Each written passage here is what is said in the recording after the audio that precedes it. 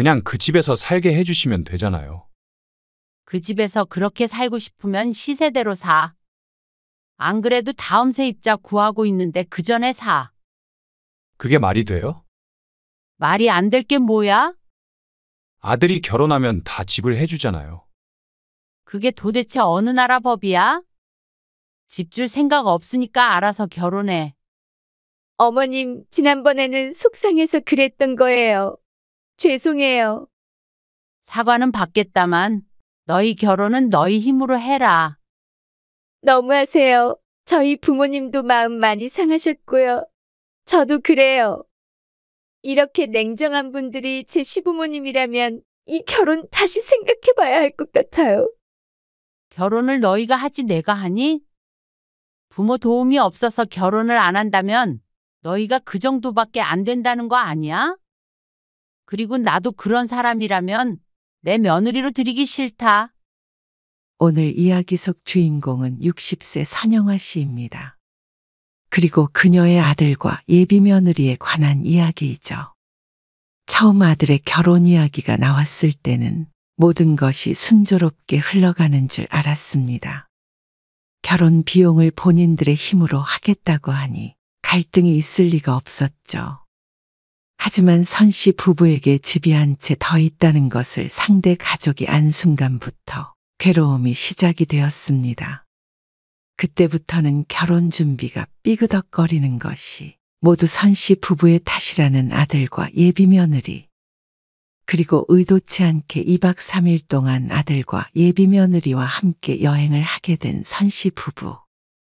이런 사람이 내 며느리가 되어서 평생 아들의 배우자로 살아갈 생각을 하니 어쩐지 아득해졌습니다. 더 이상 아들의 결혼을 지지할 생각이 들지 않았습니다. 그런데도 아들이 꼭 결혼하겠다고 한다면 선 씨도 더 이상 아들을 곁에서 지켜볼 생각이 없었습니다. 선 씨 부부에게는 아들이 하나 있었습니다. 이름은 우정민입니다.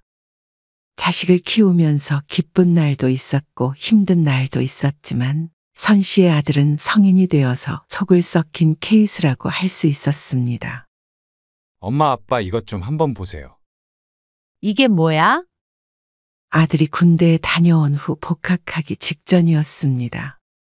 웬 종이 뭉치를 건네는 아들을 어리둥절하게 쳐다보았습니다. 사업 계획서요. 사업? 아들은 갑자기 쇼핑몰 사업을 해보겠다고 했습니다. 갑자기 무슨 쇼핑몰이야? 전부터 계획했던 거예요. 군대에 있을 때도 구상도 많이 했고요.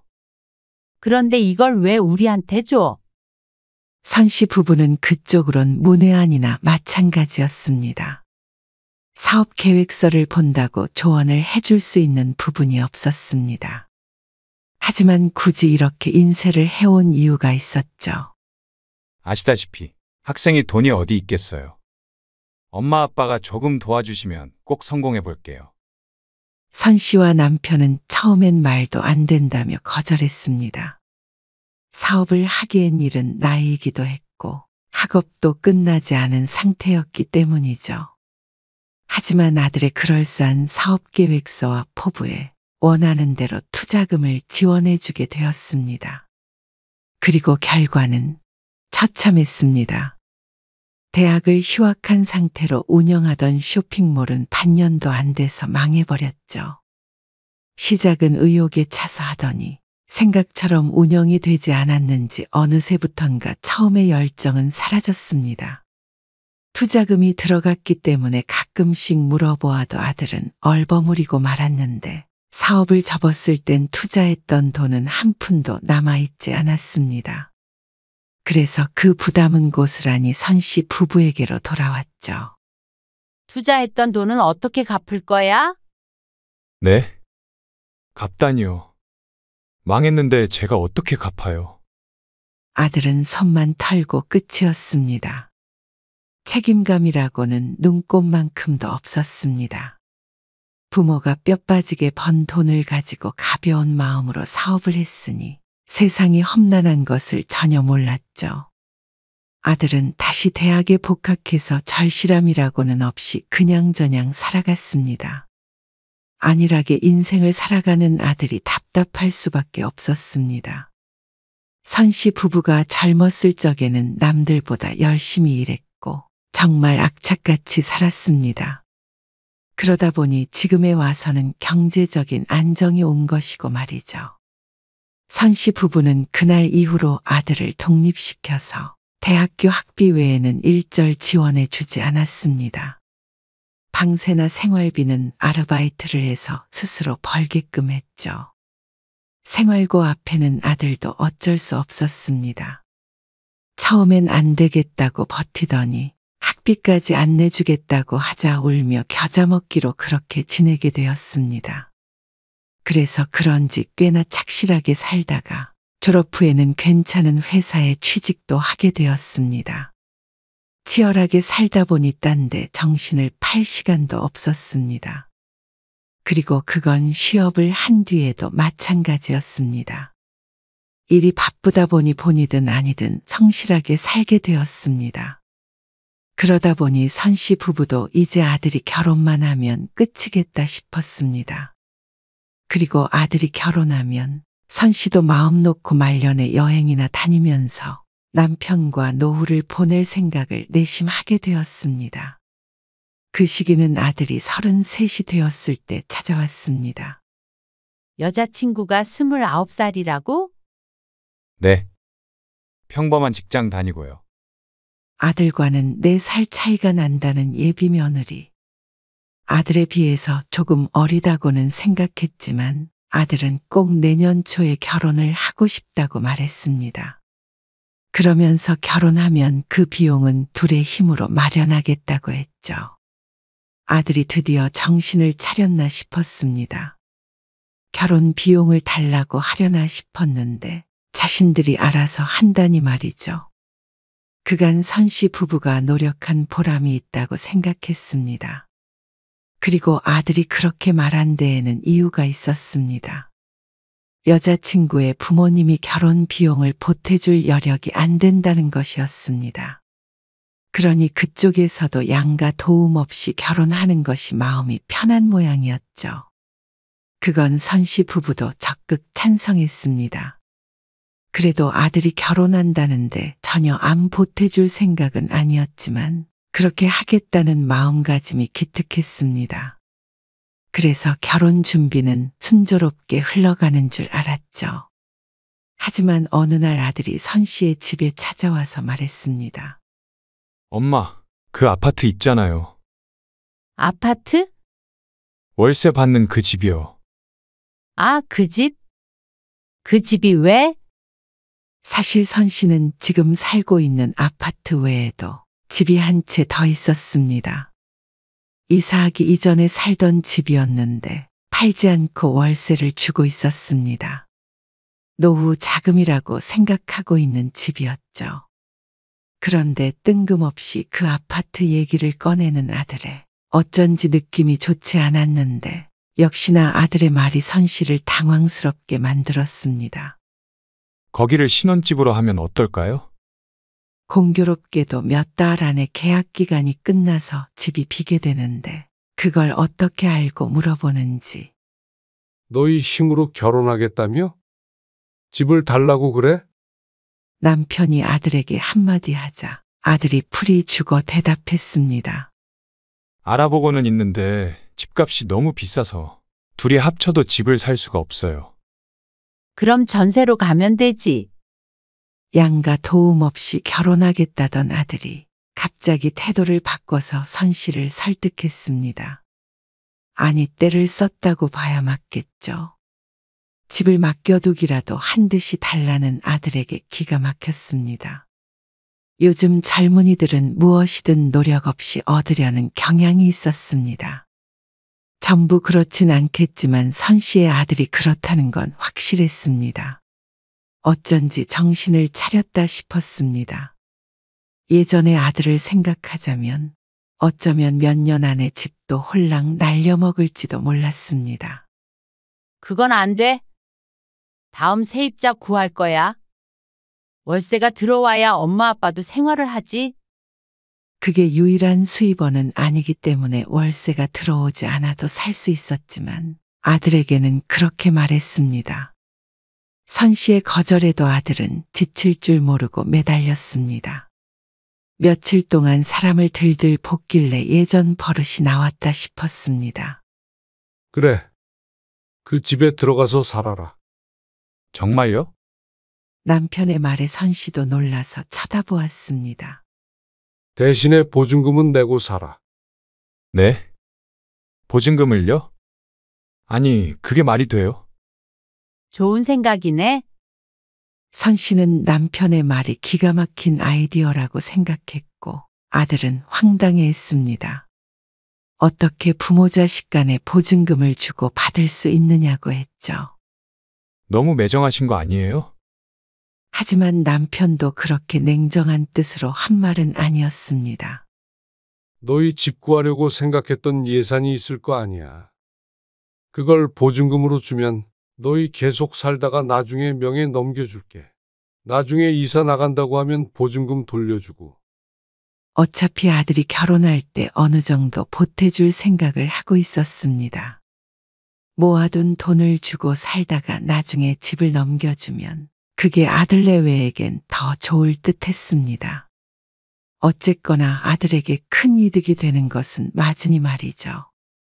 무작정 공짜로 줘버리기에는 선 씨 부부의 노후 문제도 있었고 또한 아들에게 열심히 살라는 의미가 컸습니다. 모든 대가는 있어야 하는 법이라고 생각했기 때문입니다. 하지만 아들은 전혀 그렇게 생각하지 않았습니다. 그럼 이사 안 나가면 안 돌려주신다는 거예요? 그럼 그 돈 주고 그 집을 사는 거나 마찬가지잖아요? 그건 엄마 아빠가 너무하신 거예요. 뭐가 너무해? 너희 모아둔 돈으로 전세 구하기도 힘들다며. 근데 그거 주면 나중에 집을 준다는데 뭐가 너무하다는 거야. 세상에 공짜가 어디 있어? 부모 자식 간에는 있을 수 있죠. 아니, 너 도움 없이 결혼하겠다는 소리는 어디로 쏙 들어갔어? 그때랑 상황이 다르잖아요. 하지만 달라진 게 하나도 없었습니다. 집은 원래부터 있었고 아들의 말만 바뀌었을 뿐이었죠.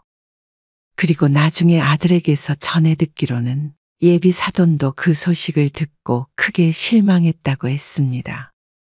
아니, 왜 실망을 해? 그냥 줄 수도 있는데 왜 처음 시작부터 짐을 지어주느냐고요. 예비 사돈의 심정이 이해가 안 되는 것은 아니었지만 선 씨 부부도 원칙이라는 것이 있었고 인생의 계획도 있었습니다.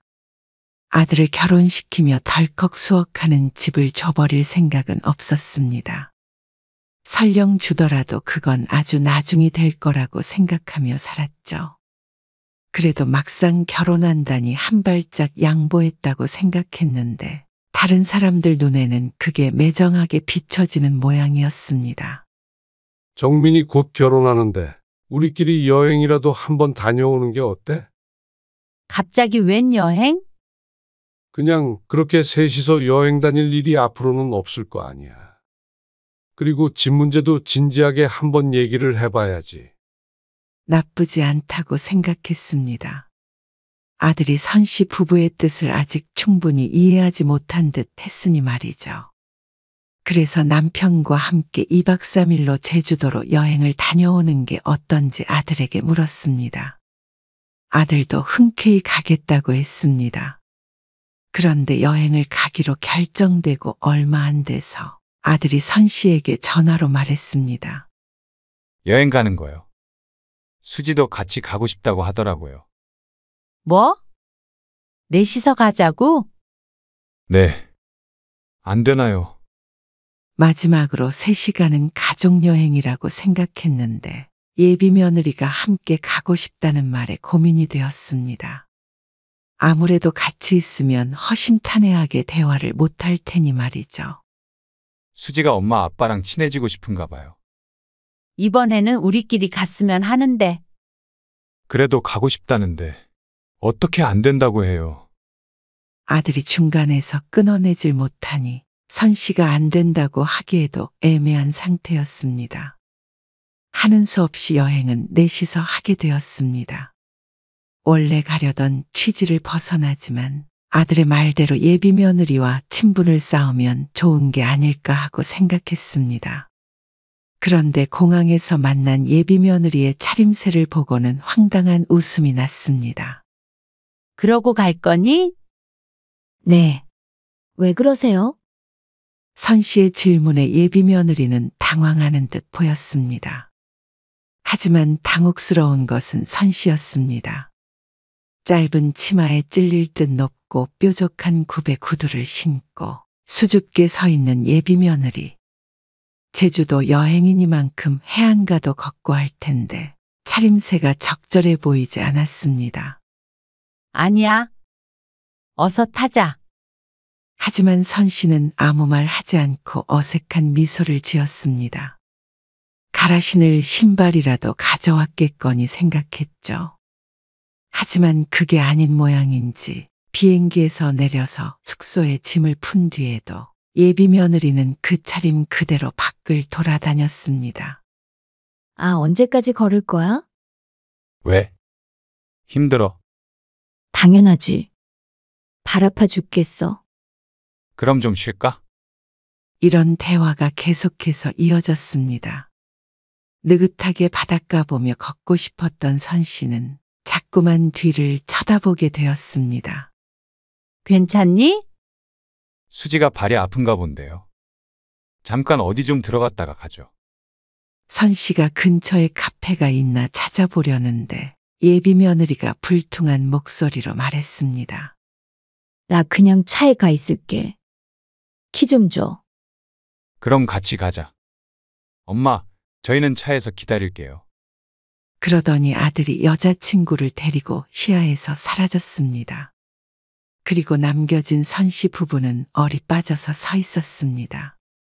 아니, 그러니까 그런 구두를 왜 신고 여기로 와? 상식적으로 이해가 가지 않았지만 두 사람을 차에서 무작정 기다리게 할 수가 없어서 선 씨 부부도 주차장으로 향했습니다. 운동화 한 켤레 사줄까? 아, 아니에요. 편한 신발을 사준다고 해도 마다하고 발 아프다는 소리만 해댔습니다. 그리고 식당에서도 비슷한 상황이 계속됐습니다. 이건 먹어봐. 저 해산물 못 먹어요. 그래? 그럼 고기라도 먹어봐. 식당에 들어가서 뚱한 표정으로 깨작깨작 젓가락질을 하고 있는 예비 며느리가 신경 쓰여 이것저것 내밀었더니 다 고개를 저었습니다. 아, 수지는 소고기밖에 안 먹어요. 진작 말하지. 하필이면 돼지고기와 해산물을 파는 식당이었습니다. 이런 데인 줄은 몰랐네. 다른 데 갈까? 아니야. 다른 거 먹을게. 입맛이 까다로울 수는 있다고 치지만 싫은 티를 팍팍 내며 앉아있으니 선씨 부부만 좌불안석이었습니다. 그리고 아들은 그 수발을 드느라 바빠 보였습니다. 첫째 날은 엉망이었습니다. 만약 예비 며느리만 아니었다면 분명 단란한 여행이 되었을 것이었습니다. 예비 며느리가 소고기만 먹는다길래 소고기를 사와서 그릴에 구워 먹기 위해 불을 피웠습니다. 이것 좀 같이 손질해 줄래? 아들과 남편은 불을 피워 고기를 굽고 있었고 예비 며느리는 그 앞에 다소곳이 앉아 있었습니다. 주방에서 야채 몇 가지를 손질하고 있던 선 씨가 손이 부족해 예비 며느리를 불렀습니다. 아, 저 이거 안 해봤는데. 양파 껍질을 벗기라고 했더니 머뭇거렸습니다. 그냥 양쪽 잘라서 껍질만 벗기면 돼. 안 네. 맡기고도 불안해서 바라보자 어설픈 칼질로 헛손질을 하고 있었습니다. 이리 줘. 내가 할게. 저기 앉아서 조금만 기다려. 선 씨는 다시 칼을 넘겨받았습니다. 여기 고기 좀 더 가져가. 그리고 예비 며느리의 손에 고기를 더 들려보냈죠. 야채들을 손질해서 나갔는데 아들과 예비 며느리가 보이지 않았습니다. 애들 어디 갔어? 글쎄. 아까 저기 건물 뒤로 가던데. 고기 다 구워졌으니까 오라고 그래. 남편의 말에 선 씨가 물 묻은 손을 옷에 문지르며 건물 뒤로 돌아갔습니다. 그런데 어째서인지 울음소리가 들렸죠. 어떻게 그러실 수가 있어? 그런 뜻으로 시키신 건 아닐 거야. 뭐? 내가 그렇게 느꼈다잖아. 그랬어. 미안. 왜 잘 못하는 걸 하라고 억지로 시키셔? 그리고 못한다니까 날 한심하게 쳐다보시잖아. 고기나 가져다 놓으라고. 어떻게 그렇게 민망하게 만드실 수가 있어? 그리고 구두 신고 왔다고 그렇게 눈치를 주시고. 그러게. 엄마는 도대체 왜 그러냐. 수지 네가 좀 참아. 내일이면 가잖아. 결혼하면 얼마나 더 심하시겠어? 만날 일이 그렇게 많겠어? 내가 그런 일 없게 할게. 달래는 아들과 흐느끼는 예비 며느리. 대화 내용을 듣고 어안이 벙벙했습니다. 이게 무슨 상황인지 몰랐습니다. 다 같이 온 여행에서 양파 좀 까라고 했다고 울며 하소연하는 모습에 기가 찼죠. 집으로 불러 일을 시킨 것도 아니고 나와서 다 같이 음식 준비하는데 그 정도는 부탁할 수 있는 게 아닌가 싶었습니다. 그리고 잘 못하는 것 같기에 앉아있으라고 했고 말이죠. 또 말이야 다르고 다른 것인데 어쩜 저렇게 묘하게 이간질을 할 수 있나 싶었습니다. 그런데 그것보다도 결혼하면 만날 일이 거의 없으니 참으라는 아들의 말이 선 씨를 더 기분 나쁘게 했습니다. 선 씨는 아들을 부르지 않고 남편에게로 돌아왔습니다. 왜 혼자 와? 몰라? 안 보이네. 그때부터는 선 씨도 표정 관리가 힘들었습니다. 잠시 뒤에 아들과 예비 며느리도 돌아왔지만 빨간 눈으로 무표정하게 앉아 있었죠. 분위기가 이상해졌습니다. 그리고 선 씨는 예비 며느리를 이해할 수 없었습니다.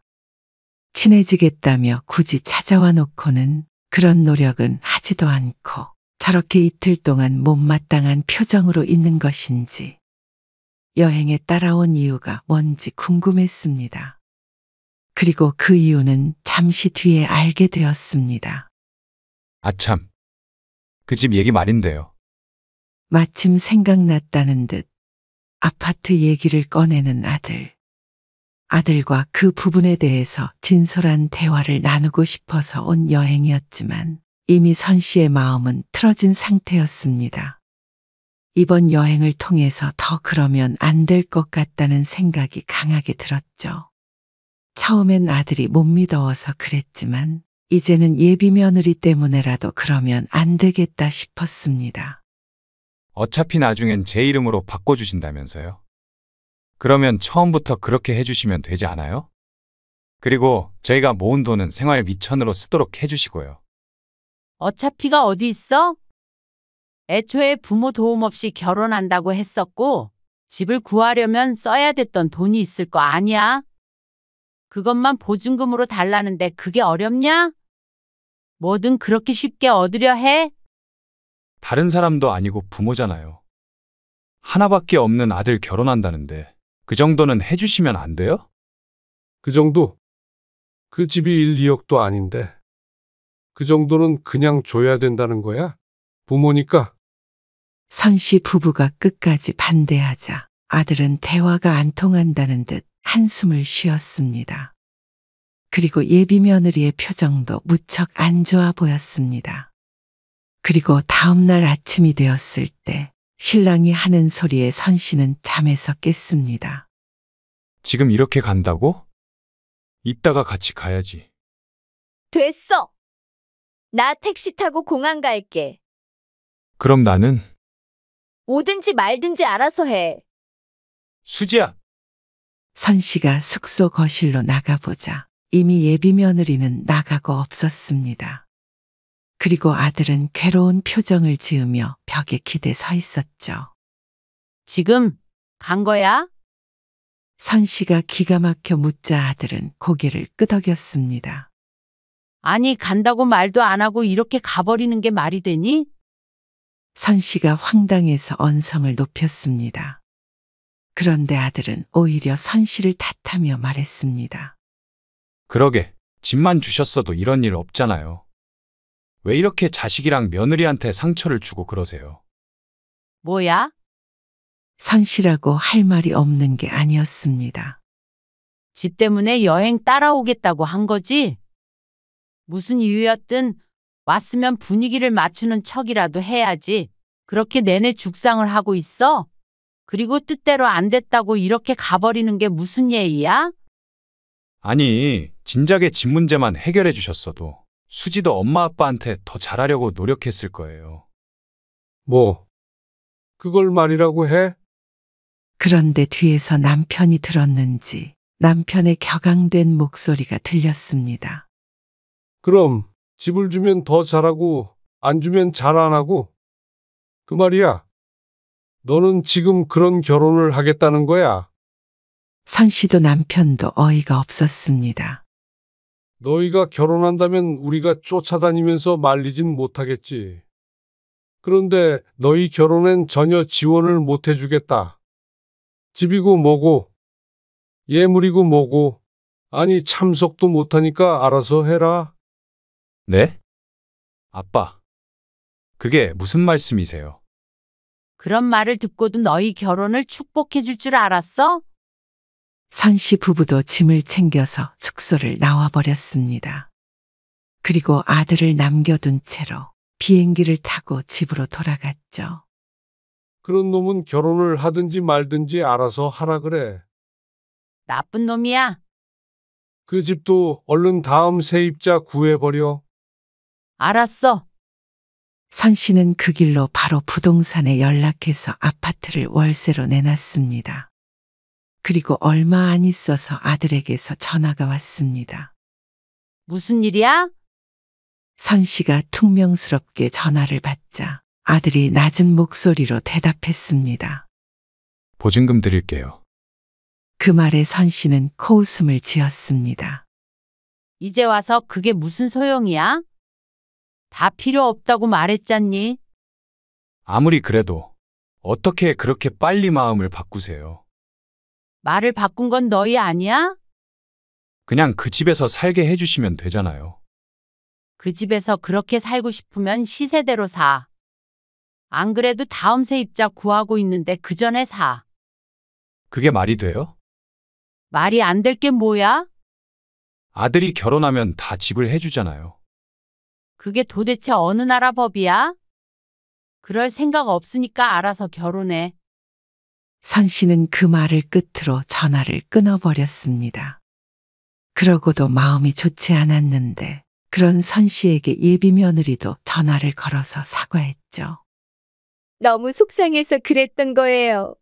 그렇게 돌아와 버려서 죄송해요. 참 그렇게 가버리면서도 이럴 줄 몰랐다는 게 신기했습니다. 얼마나 선 씨 부부를 물러봤으면 그랬을지 어이가 없었죠. 사과는 받겠다만 너희 결혼은 너희 힘으로 해라. 그러자 예비 며느리가 흐느끼며 말했습니다.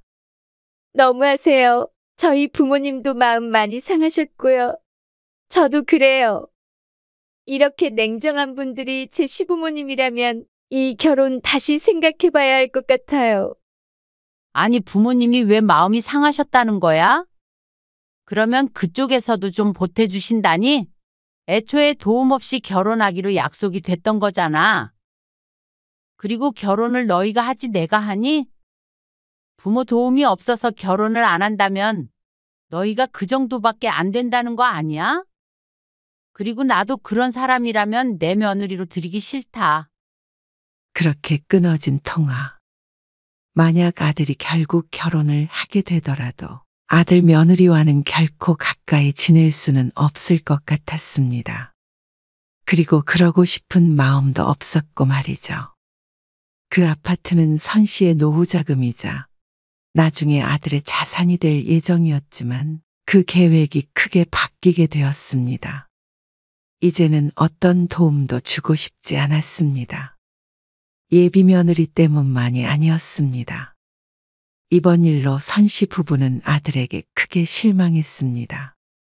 그리고 그런 아들은 끝까지 자기 반성을 할 줄 몰랐습니다.